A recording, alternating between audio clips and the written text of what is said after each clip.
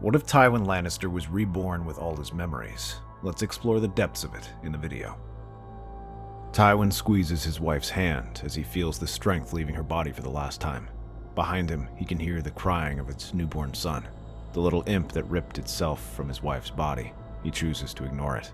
The thing can wait. Instead, he leans over to Joanna, brushing her hair from her face, planting a kiss on her forehead.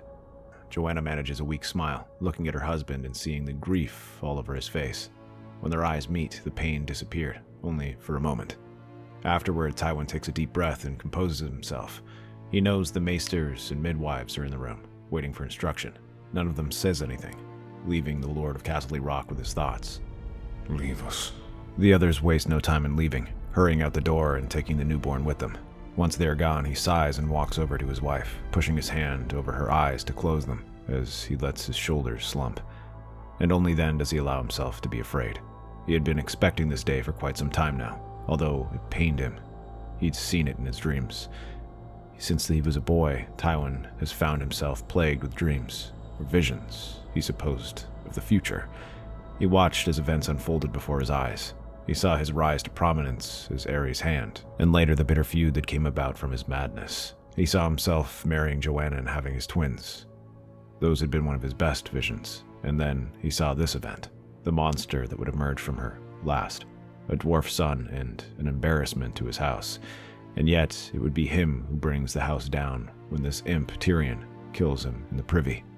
A part of him wants to strangle the boy now and put an end to it, but the old lion restrains himself, remembering the old saying about how no man is half as cursed as a kinslayer. While not a superstitious man, he understands the issues that this might cause, but Tyrion is the least of his worries, as there is another matter he must address. For that night, Tywin remains by Joanna's side, resting on a nearby chair. But the next day, once news has been broken to the rest of his family, he calls for his son and daughter. Jaime and Cersei both arrive, their eyes wide and their faces confused. It is a mixture of grief and shock. While a part of him sympathizes with them, another knows what they have been up to and decides to confront them now. Sit down, both of you. When they place themselves before him, he steeples his hands together.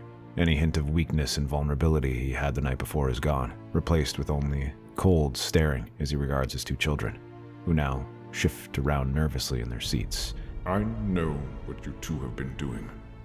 The statement is like a pot of wildfire being dropped into their chairs as the two children stare at one another, their eyes wide and confused. A million questions are running through their mind. What does he know? How does he know? What could it mean? And why is he telling them now? But before they could voice any of them, Tywin raised his hand. I do not care why you did it, where or how often. I only care what will happen now, and that is that this madness will stop. You understand how foolish you two were, conducting yourselves like this. Father, please, you can't possibly demand this of us. We've done nothing wrong. Are you so truly deluded that you believe that? You've disgraced this family, and I will hear no more of it. Mother told you about it. She is lying about what happened. She's trying to turn you against us. Enough! I will hear no more talk of your mother. Have some shame, Cersei. Father, please. I beg you to reconsider. I love her. I will do no such thing, and if you two had half the wits God gave a goat, you would be silent before I reconsider even keeping you in Casterly Rock. His tone brokers no argument, and Tywin dismisses them both. However, he soon begins making changes around the castle. They are kept as far apart from each other as possible. Their chambers are moved to opposite ends of the castle, and servants are ordered to watch them. They are not even allowed to dine in the same room together. As far as Tywin is concerned, they should not even consider each other family anymore. Simple strangers. Both children are furious and grow resentful of him. Tywin does not care. So long as neither defies him, he considers his task complete. Yet he pays little attention to them, focusing his energy on his visions. While he's made changes, he knows other events are coming to pass, and he tries to prepare himself as best he can. The Lord of Casterly Rock spends entire days locked in his chamber, studying these events and considering the possibilities. He does not pay his children any heed. Cersei and Jaime barely see him, and talk to him even less. Tyrion had hardly seen him at all, raised by the servants and maesters of the castle. When he isn't dealing with that, he is swallowing the insults of Aerys, who grows increasingly unhinged. A big part of that is his enemies at court turning them against him. Tywin soon leaves the Mad King's services entirely, as he further devolves into insanity. Soon enough, this madness is put on full display across the Seven Kingdoms, when Aerys burns Rickard and Brandon Stark after they confront the royal family regarding Rhaegar's kidnapping of Lyanna. This time there is no ignoring it, and the realm rises in rebellion. While some houses are quick to declare for one side or the other, Tywin maintains his veneer of neutrality. However, he knows which way the wind is blowing, and sends a force of men numbering 3,000 to support the rebels. These men are placed under the command of Lord Prester and informed that they must maintain discretion. They do not fly the Lannister colors and are dispersed across the Riverland army. It is a small enough force to escape the Mad King's notice, but large enough that the rebels understand Tywin's contribution.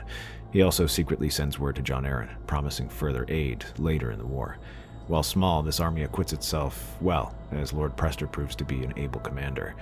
He leads the Westermen to several notable victories alongside the rebels, even aiding Robert in the Trident, where he crushes the Targaryen host under the command of Rhaegar. Once that army is defeated, Tywin at last fully commits to the war. Some 15,000 men are mobilized and march to King's Landing. There, they inform the Mad King that they have come to offer their aid against the rebels. Yet once the gates are opened, Tywin has his men sack the entire city. His men surge through the streets, capturing and killing any royalists they come across, while the stores and markets are looted. As the survivors retreat into the Red Keep, Tywin has his men follow them, and provides clear instructions. We must defeat the Targaryen line here and now. I want Aerys dead, but Elia Martell and her children must be taken alive. If there is so much as a scratch on them, it shall be your hides that I display on the walls. Understand? Sir Amrey Lorch nods, but Sir Gregor grunts and appears hesitant. However, Tywin continues to level a stern look at him. Behind him, close to 100 men-at-arms stand ready to enforce Tywin's words if necessary. However, that is not necessary, as the Mountain inclines his head and follows after. Along with a handful of their most trusted men, the two knights storm the royal chambers of the Red Keep. They cut down the few remaining guards there and surround Elia Martell. She screams and kicks, but is restrained as her children are taken into Tywin's custody. After that, the gates are opened and the Lannister men rush inside. They search the keep, eager to finish off Aerys, but they find the job done for them. Instead, the Mad King is dead by Jaime's hand. As Tywin stares at the bloodied corpse of the man he once called his king and friend, he gives his son an approving nod. It is perhaps the first one Jaime has received in years. After that, the rebels begin to trickle into the capital. Their progress is slowed by the recent battle, which has left many wounded, including Robert himself. Yet when Ned Stark arrives, he hears of how the royal family has been taken prisoner.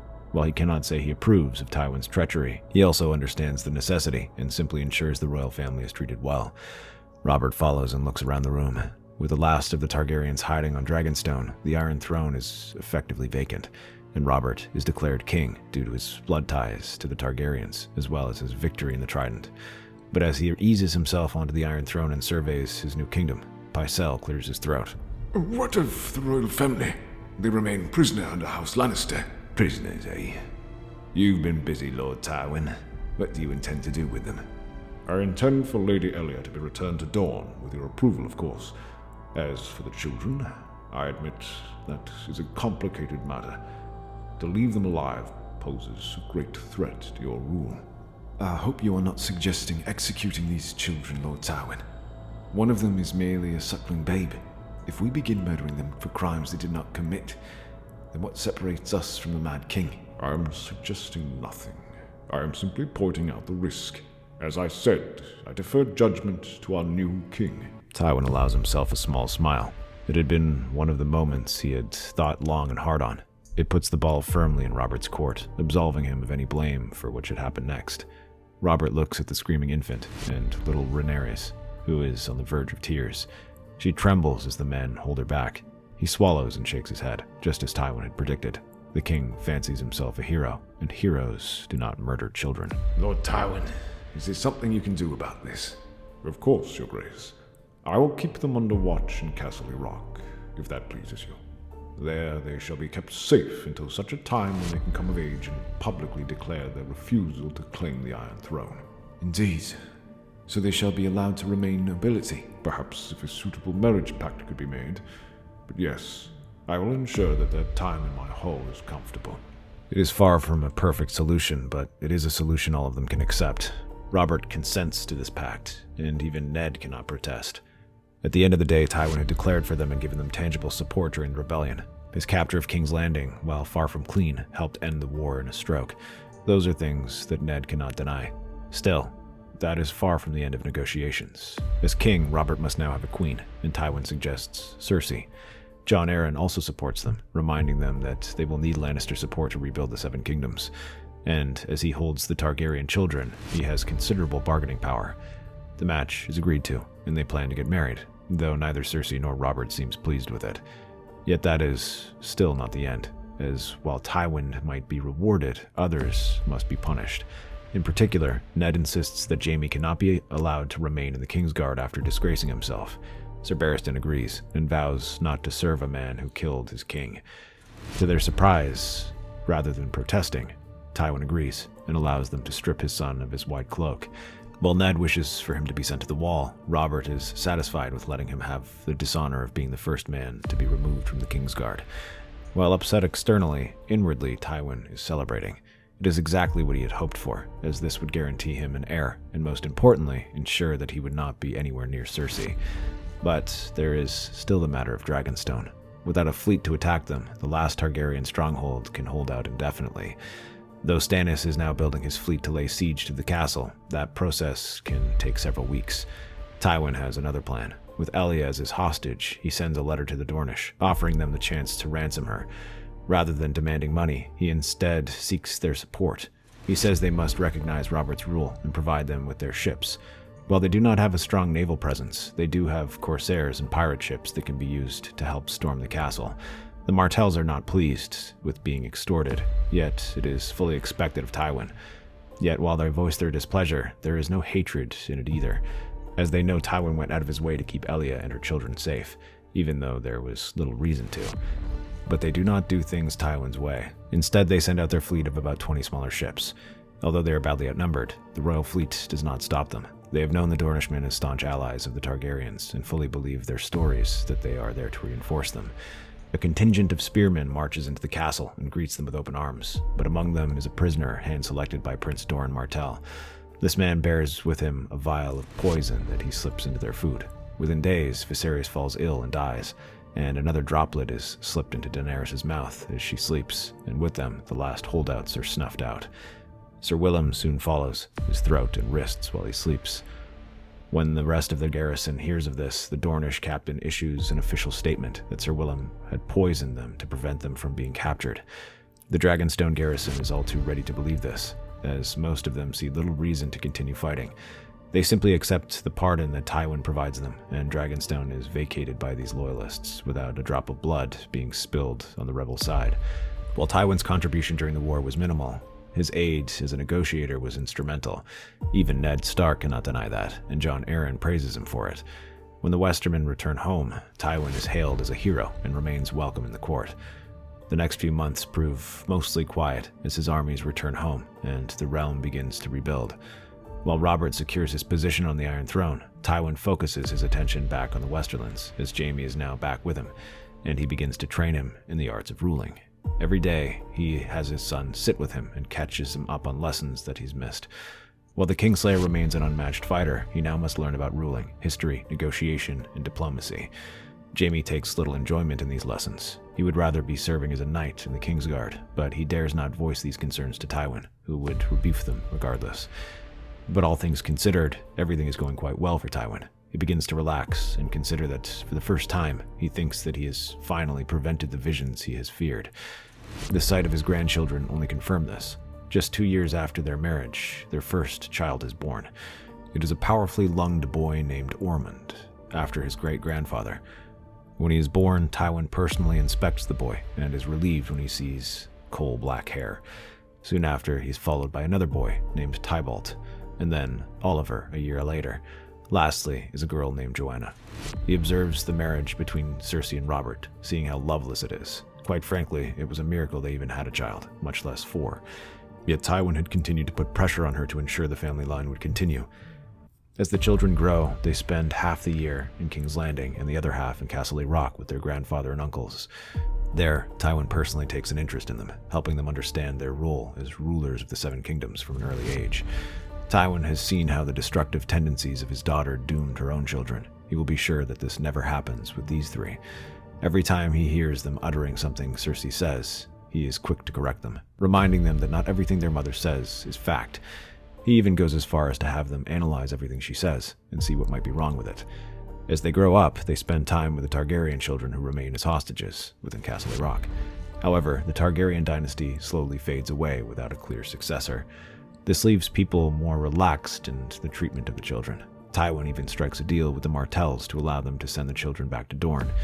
They will both be allowed to spend 6 months in Dorne each year, but they may never go back together to ensure Dornish's good behavior.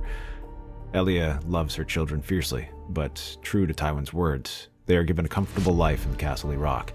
Everything is provided for them, and they receive the same tutors and maesters as his own grandchildren. The two sets of children grow close enough that they begin to see each other as cousins, rather than enemies. Soon enough, the halls of Casterly Rock become loud with laughter and shouts as the children grow up. Ormond circles his opponent, a practice sword held lightly in his hand. He's quicker than most boys his age, darting forward with a feint before skipping back out of reach. Jaime, watching from the shade of a column, gives a grunt of approval. He's light on his feet. That's good. But your swing's too high. Try again. Oliver doesn't wait for his turn. He's already sparring with a grown guard twice his size, meeting each blow with raw strength that belies his years. And with every strike, his broad shoulders and square jaw make him look more like Robert. From a nearby balcony, Tywin watches both boys, his hands folded behind his back. To him, they are two sides of the same coin. Ormond with his quick mind and quicker blade, Oliver with his unshakable confidence and brute force. Both would be useful if properly honed. And so far, both have done well under their lessons. Ormond is not the brightest of them, but he is clever enough and has Robert's charm. That alone makes it easy for him to win allies. Meanwhile, Oliver is almost as big as him, and may surpass him in the coming years. Many expect that he shall be the one to inherit Robert's hammer.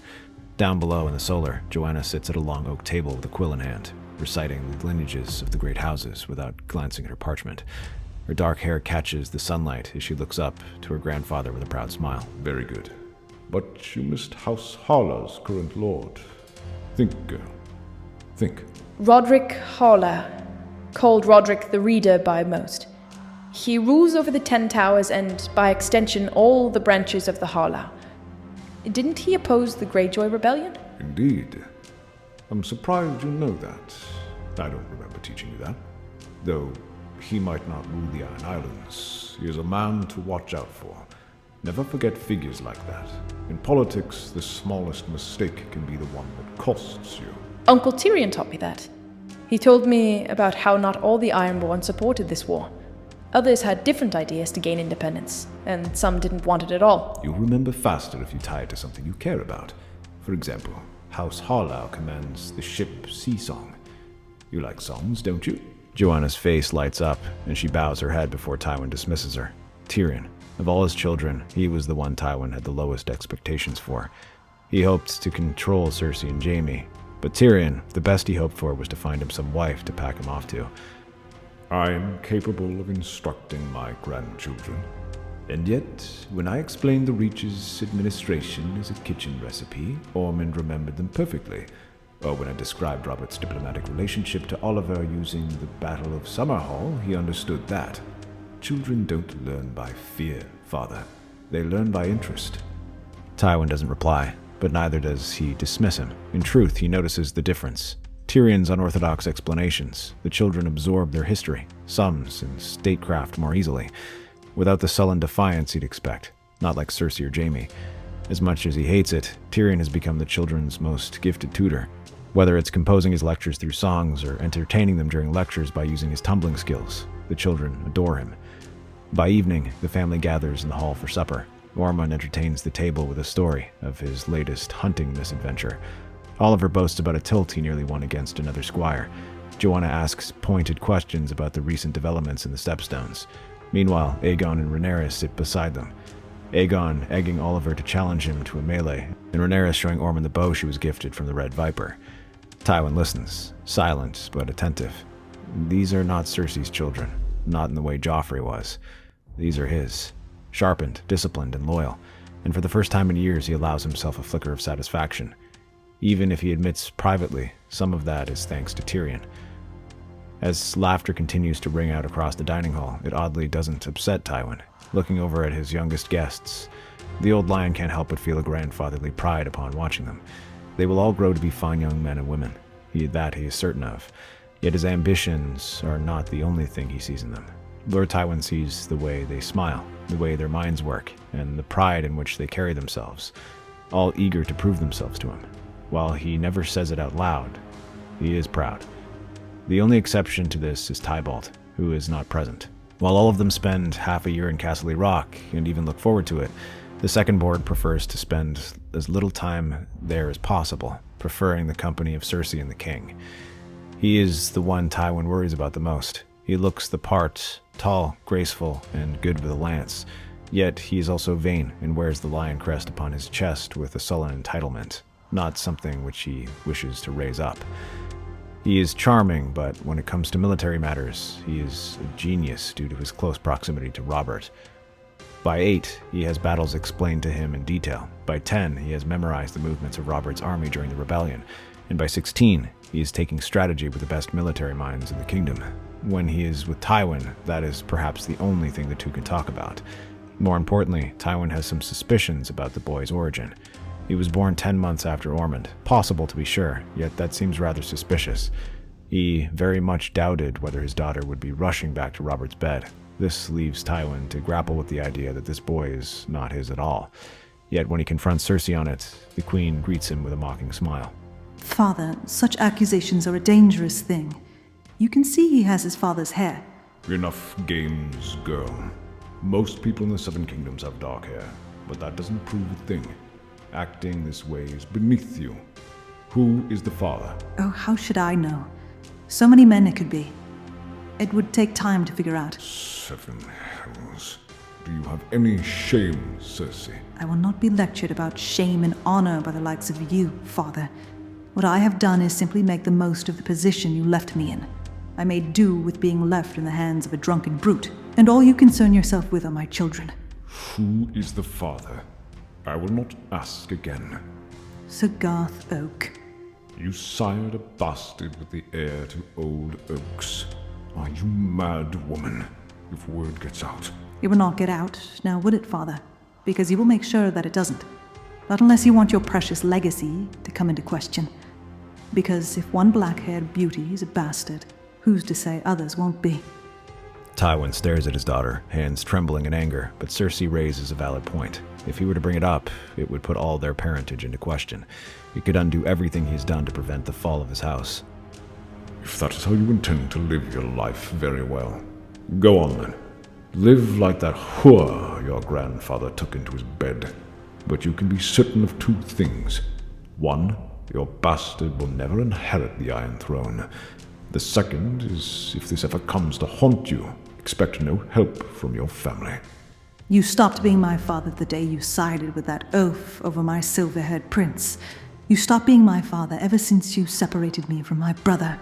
He clenches his fist and then shakes his head before storming off. Though Tywin tries to calm himself, he realizes Cersei threatens to burn everything he's built to the ground. After everything he had worked for, the changes he had made over the decades, the thought of it all comes crumbling down, chills Tywin to the bone. He spends the night pacing his chambers, trying to think of a new plan to clean up this mess. Unfortunately, nothing comes to mind. The more his mind draws a blank, the grimmer he becomes. From the shadows, Tyrion watches this alongside Joanna. I've never seen Grandfather so upset after returning from the capital. I wonder if he and Mother had a dispute. No mere dispute would cause Tywin Lannister to act like this. It is something much worse. What could she have said? Well, my dear, there's only one way to tell. He pushes the door open and regards his father with a lopsided smile. Tywin does not return it, though, and begins to look away towards his desk. Leave me, Tyrion. I have little interest in your nonsense. Apologies for the interruption, Father. However, it seems to me that my nonsense isn't what's bothering you today. It seems that now it is my sister who's gotten under your skin. Grandfather, what's going on? When it comes to Tyrion, he would have been happy to grant a curt dismissal, but to his granddaughter, the one who has proven to be the most able of his legacy, he hesitates. There is something about her clear blue eyes that Tywin finds disarming. Taking a deep breath, he decides to answer truthfully. I fear your mother is planning to crown Tybalt over your brother. They both look at each other in surprise. That was unexpected, to say the least. Not just the announcement, but also what has Tywin so worried. While they all know Cersei favors her second-born, they didn't think she would try to circumvent the right of succession. And yet, even if she did, it wouldn't still remain in the hands of the Lannisters. I fail to see the issue here, Father.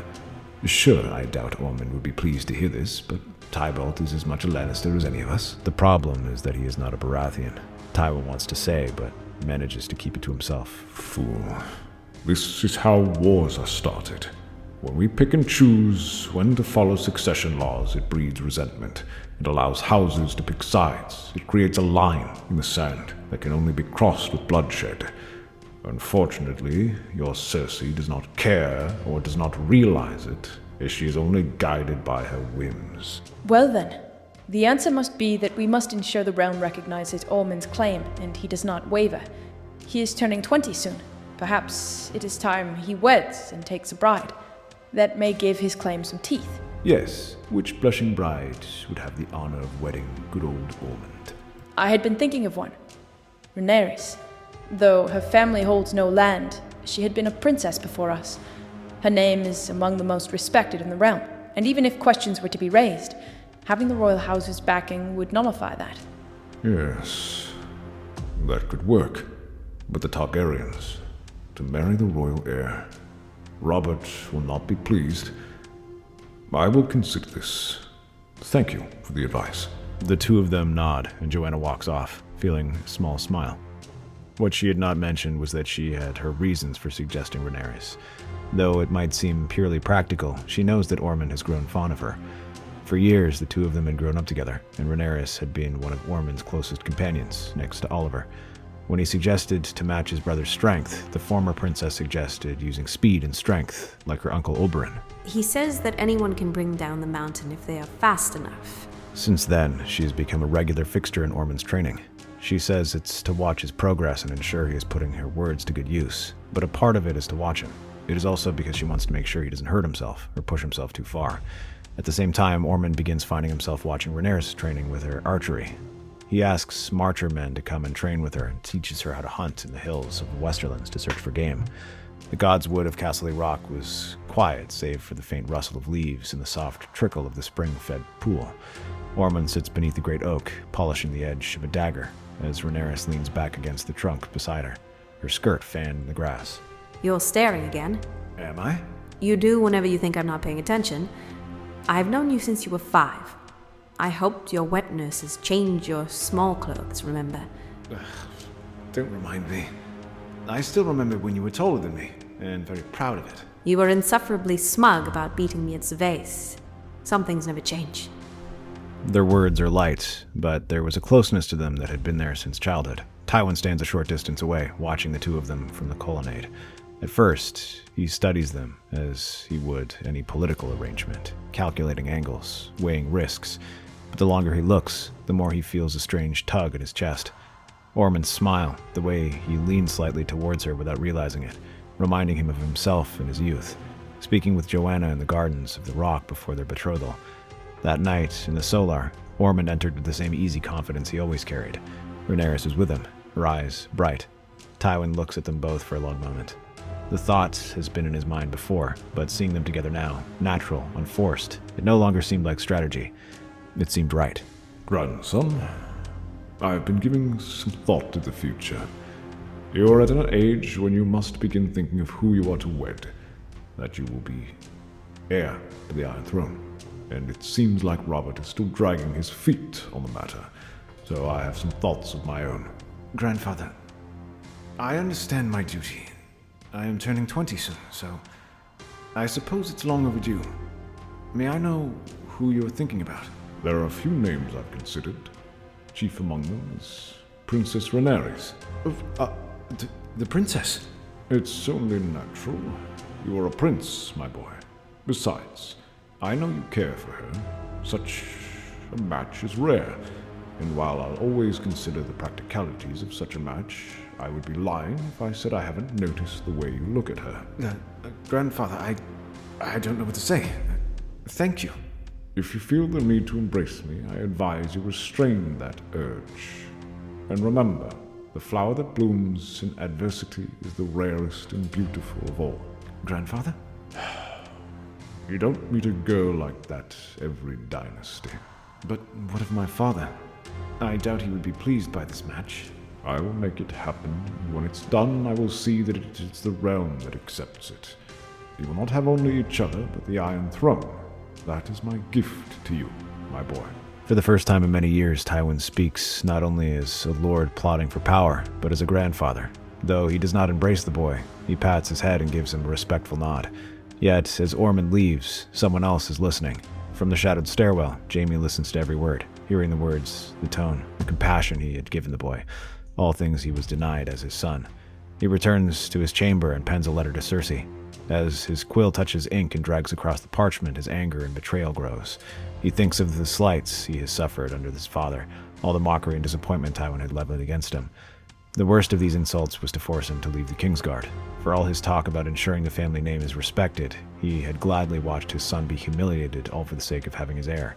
And now Jaime feels like he's being thrown to the wayside, replaced by the newer generation. Denied the one thing that Jaime felt gave him purpose. Cersei read this from her chambers, a smile forming on her face. She writes back to him. So he forgets us entirely. First he strips you of the Kingsguard, and now he grooms Ormond to take the throne with a dragon bride.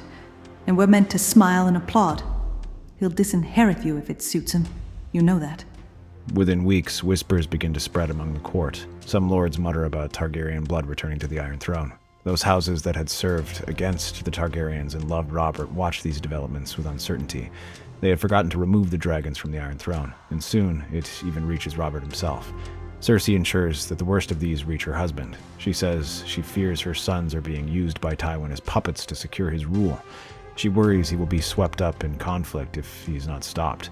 She reminds him of the promise Tywin made to ensure that the Targaryens shall never rule. Yet, here he is, placing one atop the Iron Throne, all while Robert is still alive.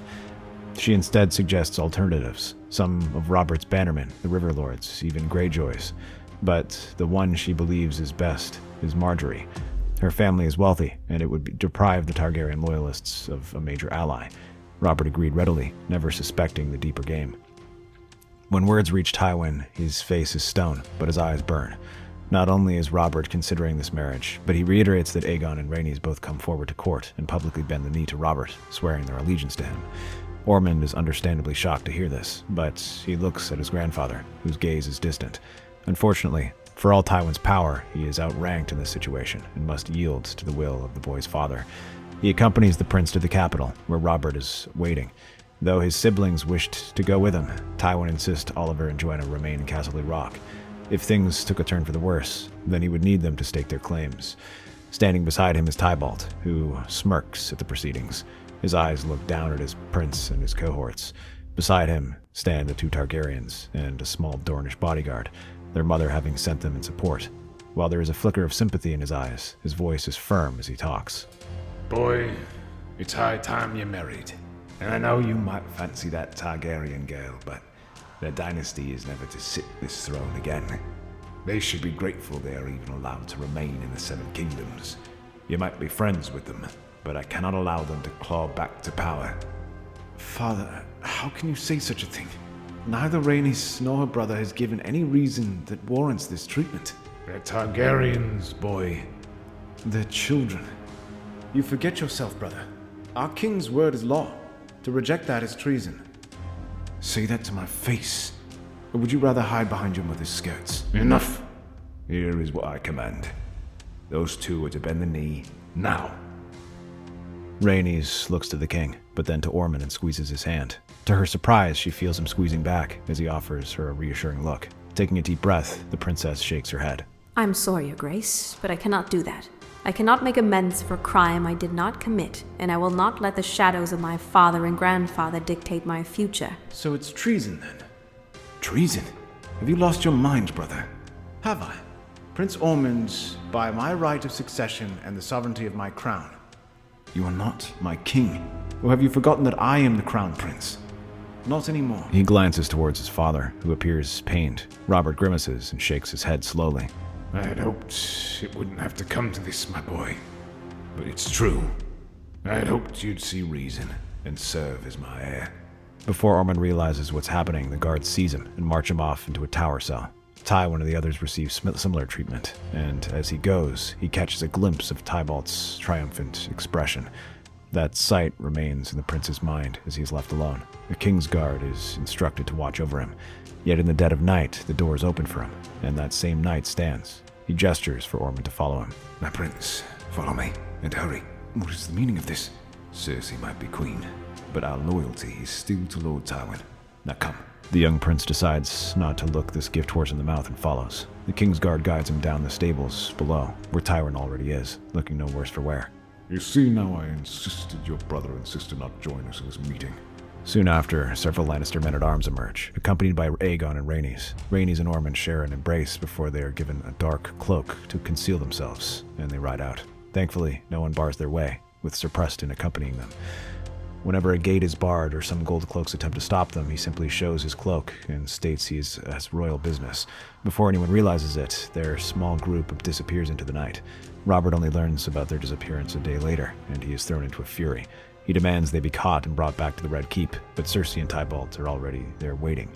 They continue to feed the king's anger, saying that they had a chance to confess, and that now the only punishment is imprisonment in the dungeon, or even execution.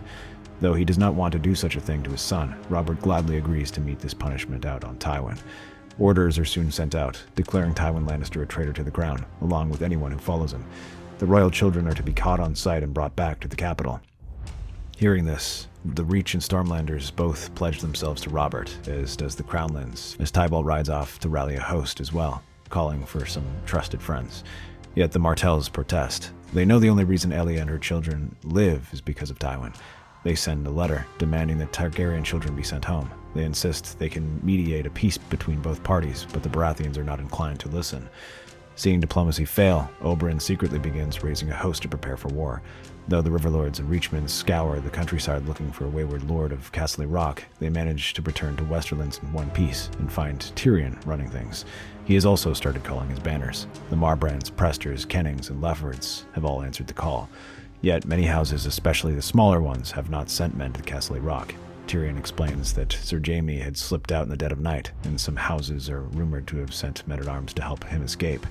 These are the houses not favored by Tywin. The Sarsfields, Stiltwoods, Plums, Spicers, and Lydon are all rumored to have sent men to support Tybalt. The most troubling of all is that Sir Gregor is nowhere to be seen. He had been one of Tywin's most effective enforcers, but he was also close to Tybalt. Now it is clear which side he is on. The Crayhalls are concerned. They say the Reach is mustering at Golden Grove and Old Oak. Lord Crayhaw feels an attack of the border. They want assurances the Western holdings won't be overrun. House Greenfield refuses to take Sir Preston back, claiming neutrality. They say they cannot accept a man who disgraced his white cloak. They are waiting to see who wins. Better they wait than march like the others, I'd say. I'm surprised, but you've never courted them much, have you? What is the plan? Silence stretches. Tyrion braces for a sharp insult, but instead Tywin exhales through his nose. You have held the rock in my absence. Keep the major houses in line. There might be more who harbor treasonous thoughts, and a Lannister here might remind them of their loyalty. Your performance so far has been acceptable. 7 hells.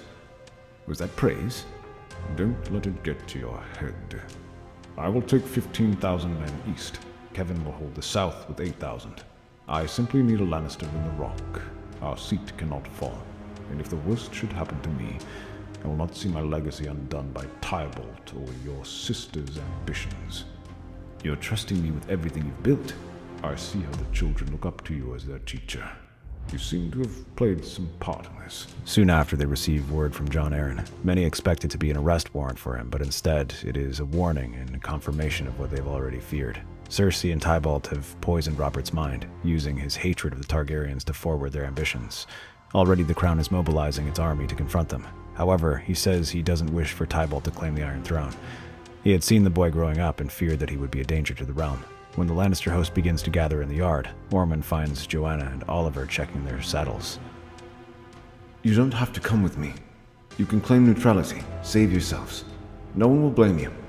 If things go sideways, we can just say we kept you as hostages.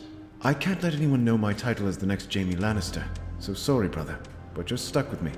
This isn't just about dying. If you ride with me, you become enemies of the crown.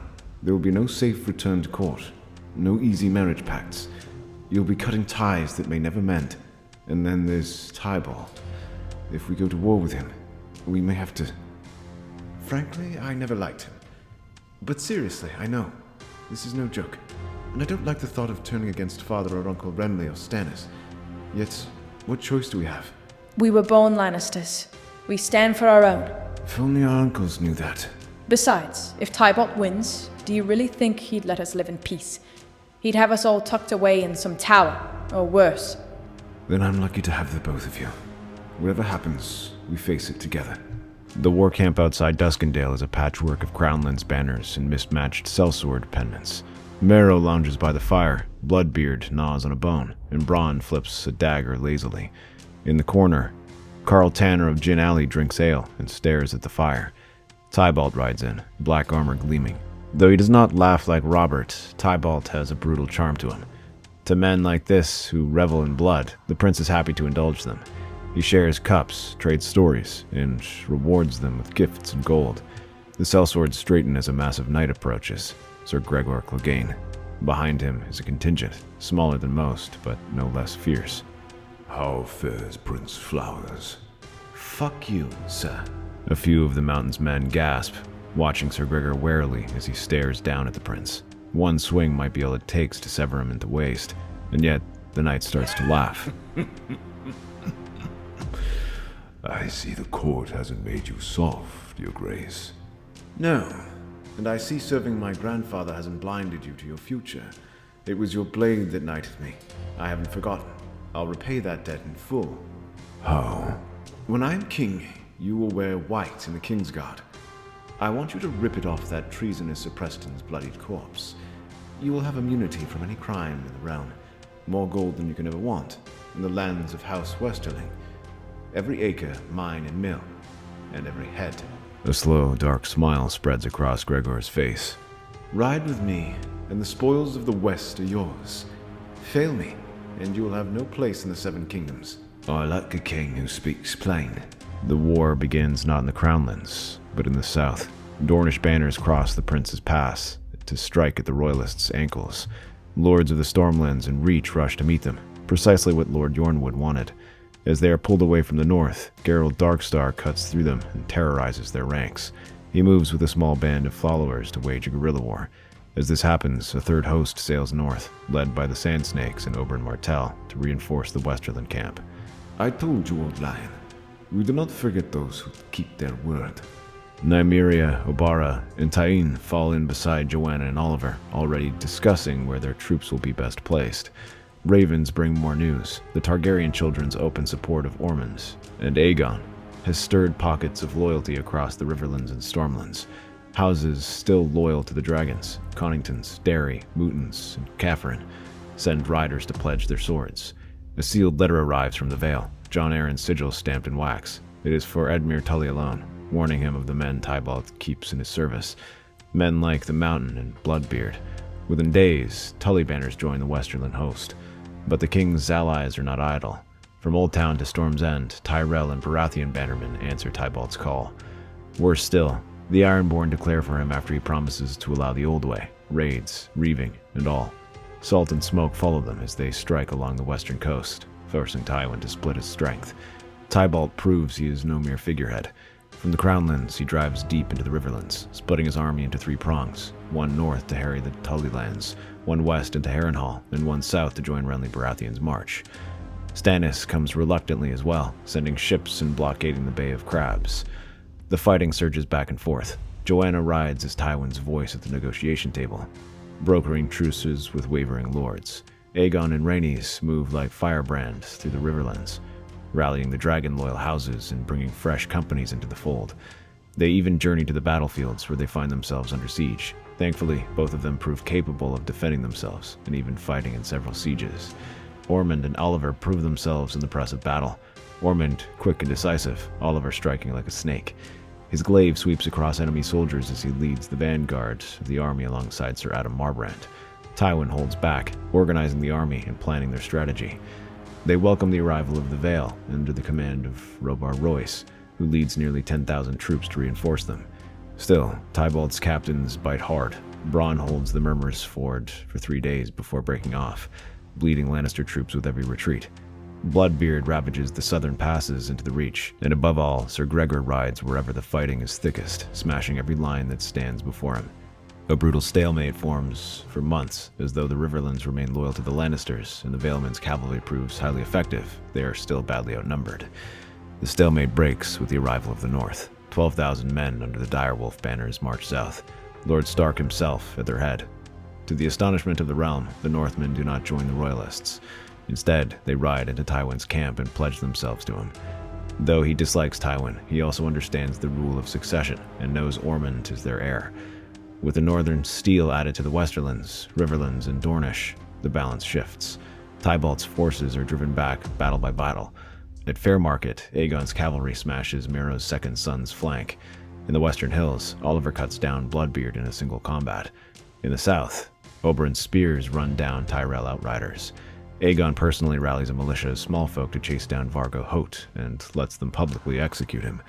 Meanwhile, in another battle, Rhaenys uses her longbow to take out Lord Plume. One by one, Tybalt's great captains fall until only Bronn, Mero, and Gregor remain.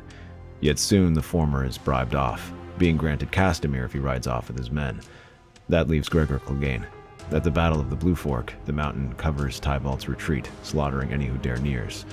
His sheer ferocity buys Tybalt the time he needs to withdraw into the Crownlands, battered but unbroken, to rebuild his host for the next campaign. The border war between the Reachmen and Kevin's forces grinds on. The Reach sends 20,000 under Lord Mace Tyrell, but Kevin, though badly outnumbered, is a better commander and outmaneuvers him again and again. Kevin not only holds the line, but captures Sir Garth Oakheart in a daring night raid. Dragged into Kevin's tent, Sir Garth resists questioning until he is given over to the torturers, and pain forces words from his lips. His confession is heard by every man in the command tent. He has shared Cersei's bed, and Tybalt may not be Robert's son at all. Tyrion seizes the moment. He goes on the diplomatic offensive, whispering in the ears of wavering lords. He speaks not only of Cersei's scandal, but of Tybalt's captains. The villages burned by Bloodbeard, the women taken by Mero's men, the murders committed by Carl Tanner, and the atrocities of the Mountain. The story spread, turning noble stomachs and chipping at Tybalt's alliances. Feeling his support weaken, Tybalt acts. He gathers his remaining loyalists, with his father and uncle Renly at his side, and marches to crush the rebellion in the Crownlands. The two armies meet on the rolling fields outside Windwater. War horns sound. On the rebel right flank, Aegon and Oliver lead the charge, their cavalry smashing into Sir Gregor's position. They cut through his men, Oliver roaring a thunderous battle cry as his glaive cuts through the men. If you fear for your safety, you can hide behind me. Like hell I will. This is the monster who nearly kidnapped my mother. As the last defenders break, the two rush the massive knight. Go home. You are more kitten than lion. But if you face me, I'll make sure you die a dog's death. Oliver responds by placing a hand to his ear. I for the life of me cannot decipher the barkings of this mad dog. Cursing, the mountain raises his sword high. Steel rings against steel as Oliver meets Gregor's first blow, the force nearly knocking him from the saddle. Aegon slashes low, forcing Gregor to step back, but the giant swings again, battering them both. They fight hard, ducking and weaving, holding him long enough until one blow kills their legs underneath them. Like I said, you will die a dog's death down in there. And you talk too much, and get too focused on us. There's a scream from the side as the last of the mountain men are cut down. The man who appears before them wears a dog helmet. What's this? Too good to share, eh?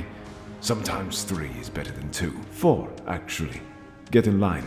The Red Viper steps over a group of fallen men-at-arms. The mountain turns to face Oberyn, rage flashing, but Sandor crashes into his brother, hacking at him in a frenzy. Oberyn darts in, spear flashing, and with a roar drives the point through Gregor's chest. The mountain staggers and slams into his brother's sword. The force doesn't penetrate the plate, but it at least knocks him off his horse. Oberyn takes this chance and leaps up to drive his spear into his throat. Gregor gasps, blood bubbling from his mouth, then collapses in the trampled grass.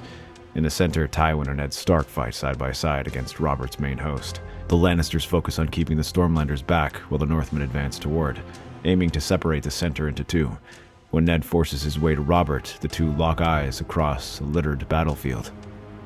Still friends, Robert? Ned, throw down your sword and let's talk over a drink. I'm afraid I can't. This is none of the Starks' business. It is a family matter. Some family matter this is.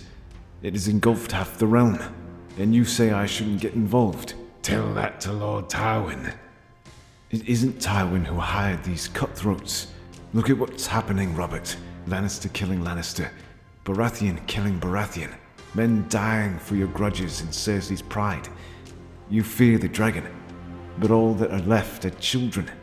End this war before we destroy the realm we swore to protect.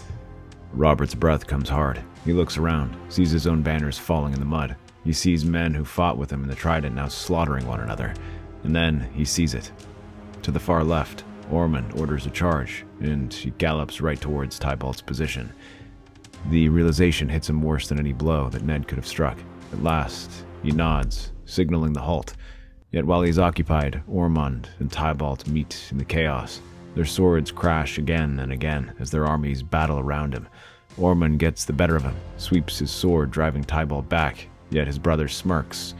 Look at you, so blind to the future that can be made in front of us, and one not bound by the old laws of the grandfather and his likes. We have a new dynasty. Why do you try so hard to restore the old one? And what world have you built? Made by killers and dominated by savages. Ormond is driving his half-brother back. Tybalt stumbles, blood on his lip. For the strongest. It only belongs to the strongest. Agreed. But you won't be one of them. Their swords meet again, but Ormond rams his shoulder forward and sends his half-brother sprawling. Suddenly, Carl Tanner slams into him, knocking the strike wide. Tanner rises his dagger, but an arrow whistles from the ridge. It sinks deep into his throat, dropping him instantly. Rhaenys lowers her bow, eyes locked on Ormond, and gives the smallest nod.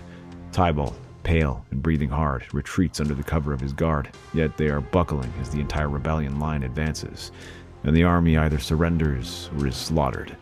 With that done, Robert looks at his children, ashamed, and announces that he has retracted their stance on them. Rhaenys and Aegon receive full pardons. Even more, he abdicates the throne for Ormond, though not before seeing Tybalt sent to the wall. The Baratheon brothers are quick to follow. They advance towards King's Landing, which is still held by Cersei and Jaime, though the guards are quick to yield them up after they see Robert and Ormond together. The two are executed shortly after. Ormond soon marries Rhaenys and begins rebuilding the realm. Captured captains like Miro are handed over to Ned Stark. While he initially advocates for a merciful death as he looks over their long list of crimes, he changes his tune as Tywin and Stannis convince him to hand them over to Roose Bolton. With these last remnants wiped, Ormond can at last begin his reign. That's our theory. Westeros is a land filled with exciting stories and possibilities, and we love exploring them. If you want to accompany us on this journey across the Seven Kingdoms and beyond, then please like, share, and subscribe to our channel.